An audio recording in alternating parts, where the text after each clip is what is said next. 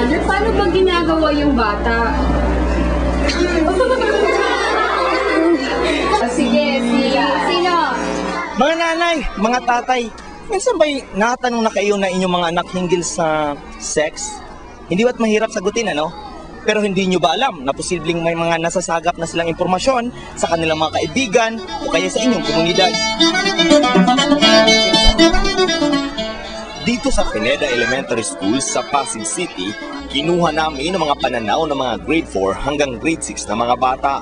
Dahil po sa pagkakantutan, Titi po, ipapasok po sa may vagina. nabubuo po yung baby pagka po nagsisex po yung babae at lalaki. Ngunit saan naman kaya nila nakukuha ang mga impormasyon tungkol sa sex? Wala, chismis lang. Kasi po naglalakad po kami dito sa bigla pong nakita po doon meron Naririnig ko po dun sa mga kalaro ko po.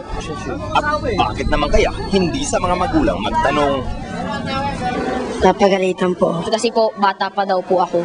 Ang mga adults, takot din o wala rin masyadong alam tungkol sa sex. Ayoko rin itanong yun kasi siyempre bata pa sila eh. Siguro mga pagkamilad na ng mga second year high school, pwede na siguro.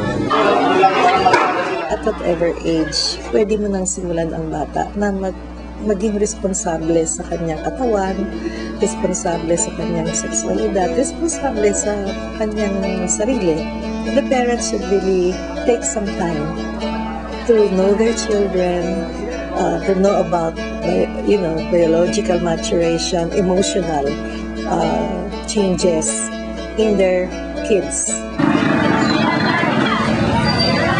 Alam na niya, pag nakita niya nagkikiss, uy mama, minsan pag sa gabi nakikita niya, magkatabi kami, mama, tabi ako sa inyo, isa gumaganon siya.